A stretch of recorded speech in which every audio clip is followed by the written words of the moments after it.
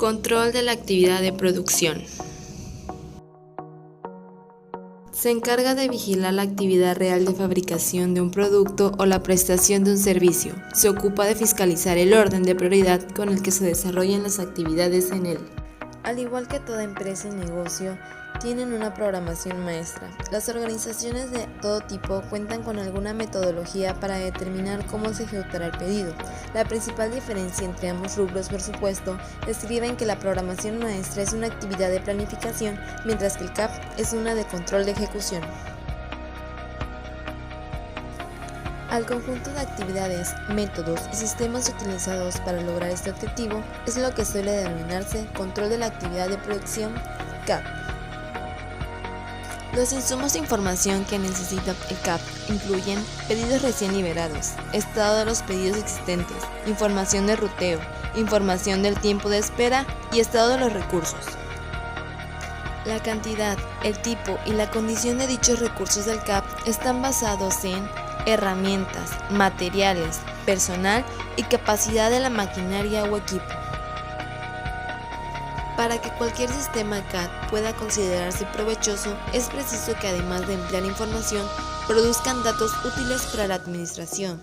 Entre los datos que generan se encuentran estado y ubicación de los pedidos, estado de los recursos claves, medición del desempeño en función de los estándares, información de desperdicio o reprocesamiento y notificación de algún problema. Algunos sistemas de producción utilizan métodos mucho más simples que el CAP.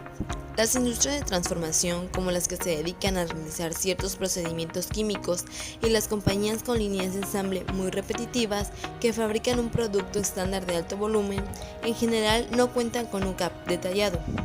Sin embargo, en estos sistemas o insumos de información se procesa para dar por resultado, en muchas ocasiones, una lista de despacho. Como indica su nombre, esta lista constituye una relación de las tareas a ejecutar en un centro de trabajo dado de acuerdo con el orden en que deben realizarse las actividades. En muchos casos, la lista ofrece también otros datos útiles como lo son estimados de tiempo, incluyendo fecha de ejecución programadas, tiempo de configuración y tiempo de ejecución, información de procesamiento, el lugar al que se espera desplazar el trabajo y tareas que se espera que serán desplazadas en el centro de trabajo. Estas listas de tareas futuras permiten que los trabajadores planifiquen con más detalle la secuencia de actividades que se llevará a cabo.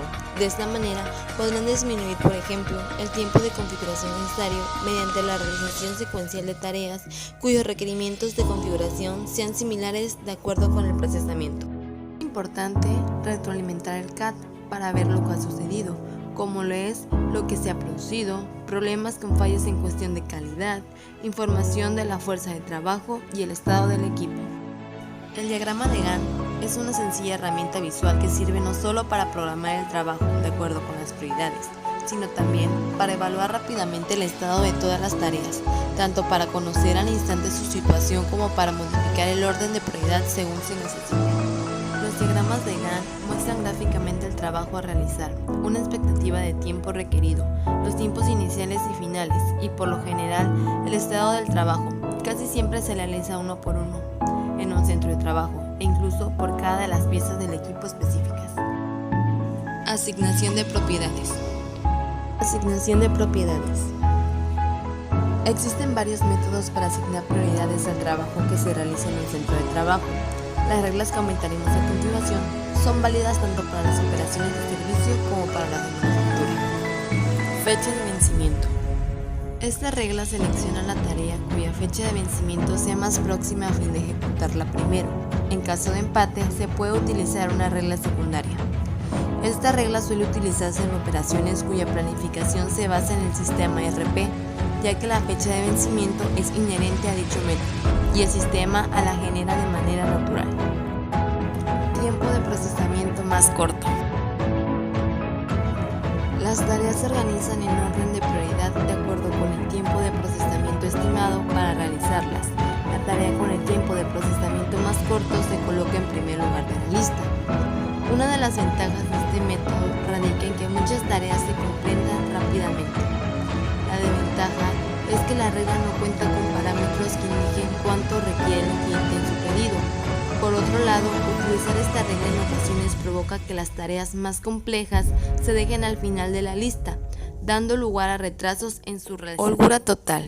En esta se elige una tarea específica. Luego se calcula el tiempo total necesario para realizar todas las operaciones restantes del trabajo en cuestión, y después el tiempo total que transcurriría hasta que la tarea se venza. Al restar el tiempo de procesamiento total del tiempo total al vencimiento, se obtiene un valor denominado holgura. En realidad, la holgura es un tiempo en almacenamiento temporal o un tiempo que puede transcurrir sin peligro de retrasar la tarea. La regla consiste en seleccionar aquellas tareas que permiten el menor tiempo de holgura y realizarlas primero, dado que son las que se encuentran en peligro de retraso si no se atienden. Holgura por operación. Se trata de una variante de la holgura total. De acuerdo con esta regla, la holgura total se divide entre el número de operaciones restantes. La tarea con menor holgura total por operación se programará primero. Esto ofrece más información que la regla de holgura total. Por ejemplo, la holgura promedio de cada operación en lugar de la holgura total de la tarea completa. Primera en llegar, primero en ser atendido. Esta es la regla que más utilizan las organizaciones de servicio como bancos y tiendas minoristas, aunque muchas veces se debe a que no tienen alternativa. El supuesto inherente es que la primera tarea siempre se requiere primero. Además, esta regla suele ser percibida como justa, ya que las tareas que ingresan primero a la operación tendrán prioridad en la ejecución. Sistemas MRP. Como el programa maestro se explota mediante la lógica de MRP, la fecha de vencimiento señalada en la programación maestro para cada artículo y los ajustes por tiempos de espera que utilizan la lógica MRP generan fechas de vencimiento para todos los subensambles y componentes. Estas fechas de vencimiento se emplean después para establecer el orden de prioridad para la producción. En consecuencia, el método MRP usa la programación de prioridades de fecha de vencimiento como parte de la lógica básica del sistema. Sistemas de arrastre Pull Kanban.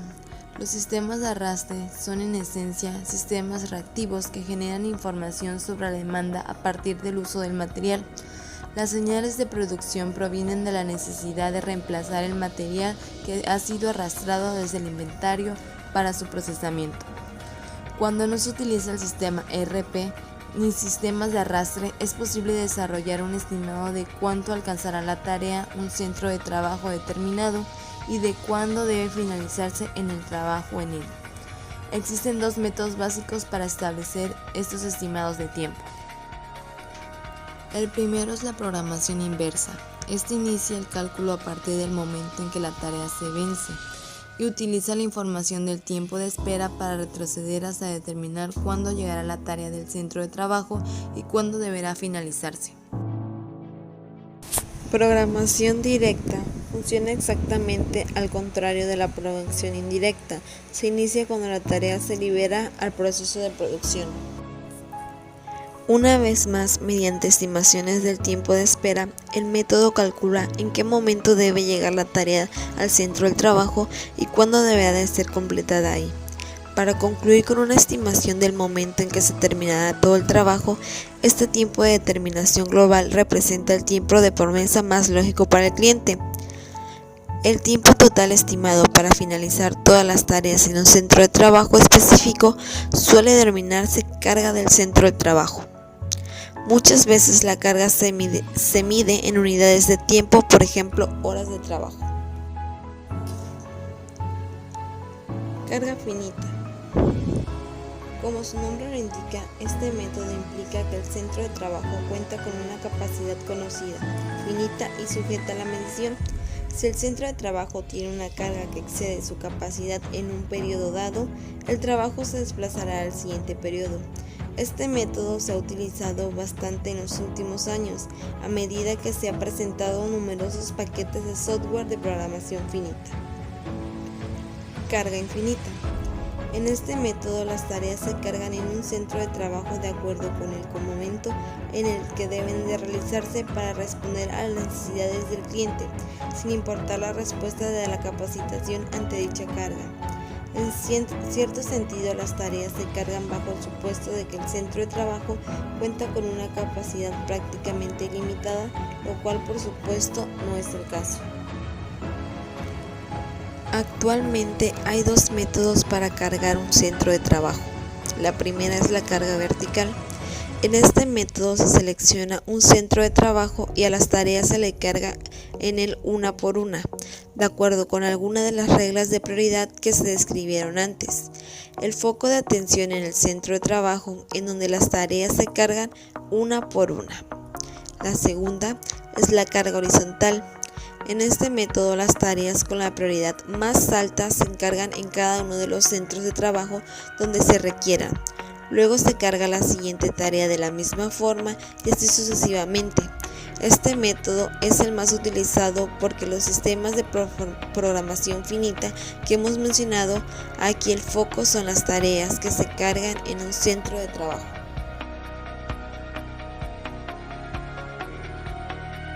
Existen elementos subjetivos al desarrollar los tiempos estándar. La curva del aprendizaje altera de manera constante el tiempo de procesamiento real y a todo tipo de condiciones en la planta de producción. Efectuará el tiempo real disponible para realizar muchas de las tareas. En consecuencia, es muy probable que se requieran acciones correctivas de vez en cuando. Algunas de las acciones correctivas más comunes incluyen subcontratación o adquisición de componentes, división por lotes, traslado de operaciones, división de la operación, ruteo alternativo y cancelación de pedidos. En conclusión, el CAP nos ayuda a ver las prioridades de las actividades que tenemos que realizar en nuestra empresa. Gracias por su atención.